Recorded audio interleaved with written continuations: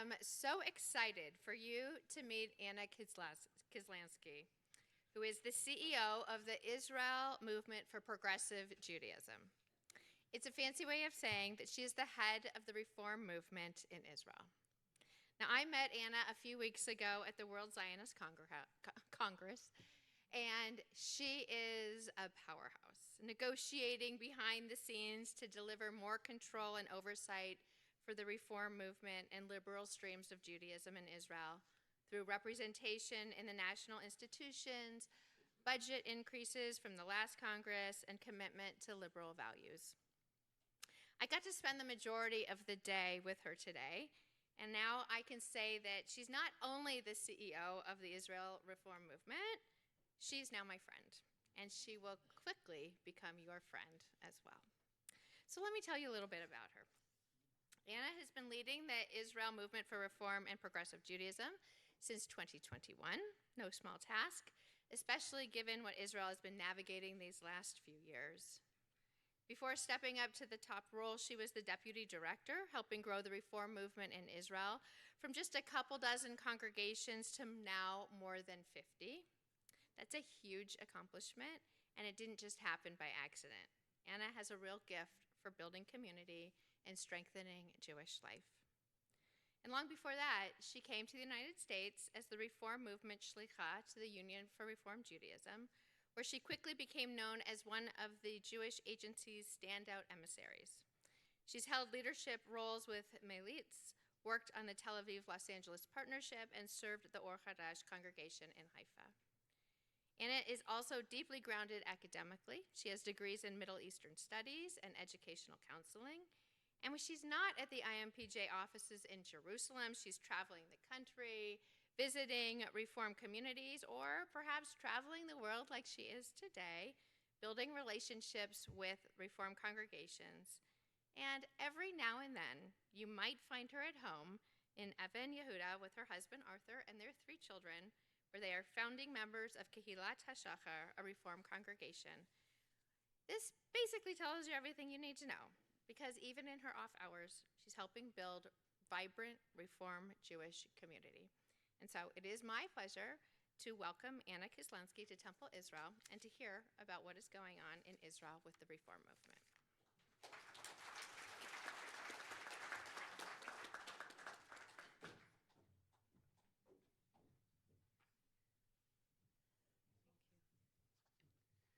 Shabbat Shalom, Erev Tov. Very, very glad and excited to be here. My first time in Detroit, and certainly not the last. So this week we read Parashat Chayei Sarah, the life of Sarah, and yet as we begin to read, we discover that the Torah says nothing about Sarah's life. Instead, it begins with her death. Sarah's lifetime, the span of Sarah's life, came to 127 years. Sarah died in Kiryat Arba, that is Hebron, in the land of Canaan, and Abraham proceeded to mourn for Sarah and to weep for her. Immediately after that verse, Abraham rises and begins to negotiate the purchase of a burial place for his wife. The cave of Machpelah becomes the first real estate transaction in Jewish history. The first piece of land our ancestors ever owned in what would one day become the land of Israel was not a fortress, a vineyard, or a home, but a burial site, a place of rest, a place of belonging. The Torah's wisdom is quiet but profound. It reminds us that our story of connection to this land begins not with power, but with love, not with conquest, but with care. Before we can build a nation, we must first learn to bury with dignity, to honor those who came before us, and to root our belonging in compassion and continuity.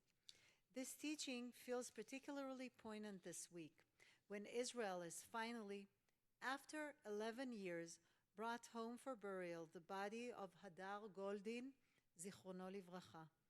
And still, 3 fallen hostages remain in captivity, deny the dignity of burial, and deny their families the closure they so desperately need.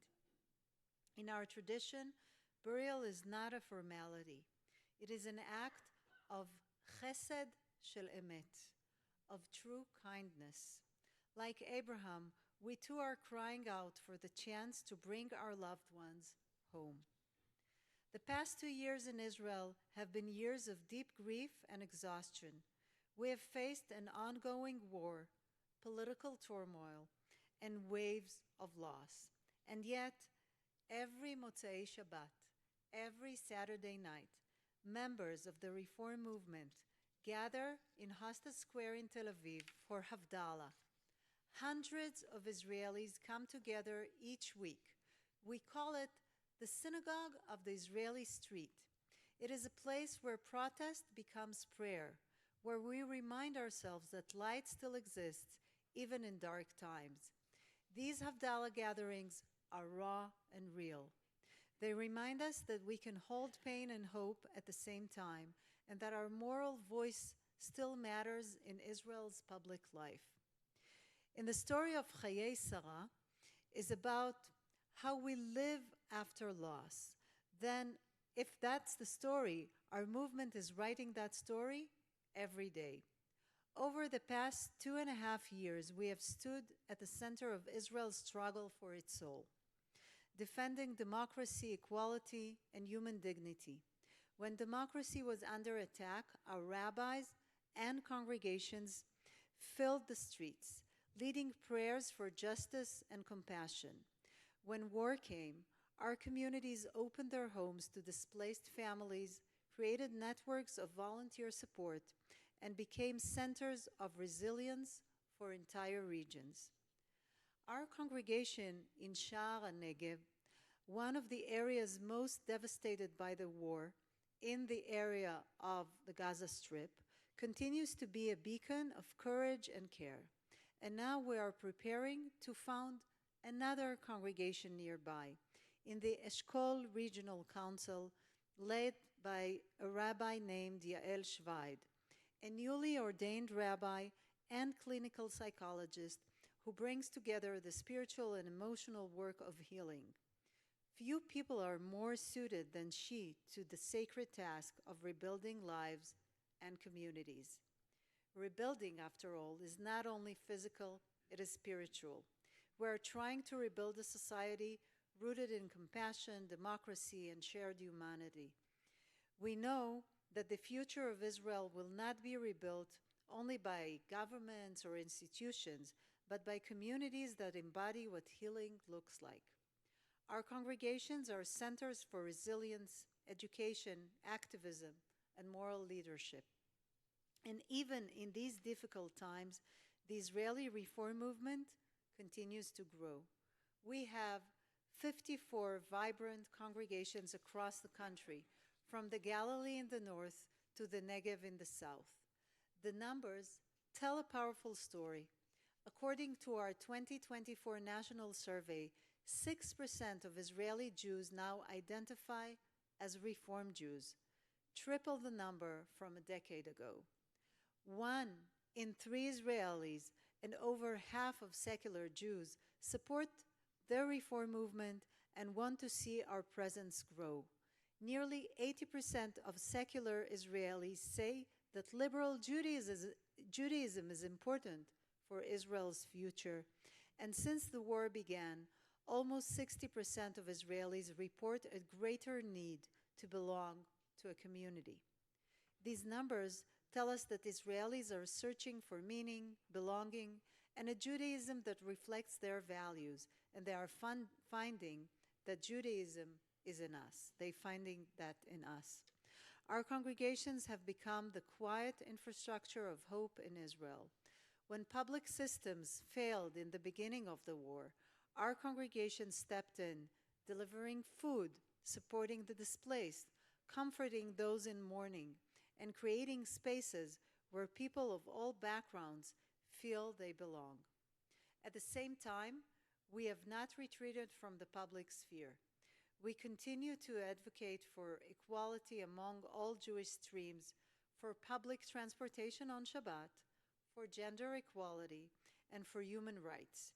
The same survey found that the values most associated with the reform movement in Israel are equality, inclusion, and courage. The moral backbone of the Jewish and democratic state we are trying to rebuild. And this week, as we reflect on the themes of legacy and belonging, we also celebrate another kind of milestone.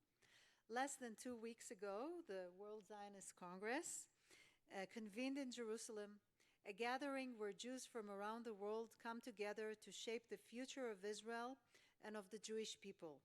The Reformed Jewish delegation from North America played a vital role in that Congress. Because of their strong participation and their votes, our movement succeeded in advancing key resolutions, calling for an independent investigation into the events of October 7th, opposing new settlement building in Gaza, supporting full equality for all streams of Judaism at the Western Wall, and calling on the government to secure funding for the egalitarian Kotel. Together, we also achieved the historic coalition agreement that strengthens our representation and influence within the national institutions, KKL, that's the Israeli JNF, the World Zionist Organization, and the Jewish Agency, and most importantly, ensures that the Israel reform movement receive the resources it needs to continue to grow and thrive. For this, we owe deep gratitude to you, our reform partners across North America, and especially at Temple Israel here, your commitment, your activism, your strength, you strengthen our movement in Israel and affirm that we are truly one people with a shared destiny. Tonight, as we read about Abraham's purchasing a burial cave in Hebron, we too affirm our covenant with this land, not through possession, but through responsibility, to heal our country, to rebuild our communities, and to insist on the sanctity of life. May we be blessed with the courage to rebuild in our movement, in our state, and in our hearts. May our congregations continue to be places of comfort and renewal, centers of resilience that model the Israel we dream of. And may the words of the Israeli rabbi Efrat Rotem, who wrote a prayer for rehabilitation, be our prayer as well. Baruch atah Adonai, who returns us to our homes and our homes to us, who guides us on calm waters and causes green pastures to grow beneath our feet. Shabbat Shalom.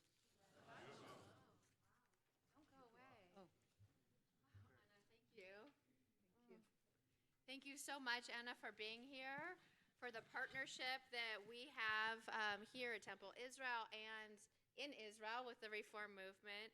And yes, this is just the first time, right? We will be getting to know each other better, build more relationships, and definitely bring you back to Detroit. In our services ever since October 7th, we've really made an effort to say a prayer for Israel or give a sermon about Israel, somehow pray for Israel. And tonight, you're our blessing for Israel, this connection that we have with you and the Reform Movement. And thank you so much for sharing the Israel Reform Movement with us. And we hope that when you go home, you'll take a little bit of Temple Israel back with you. We have a gift for you of our Temple Israel prayer book. And we pray that you will use it and pray from it and remember us. Thank you. Toda rabba. Toda.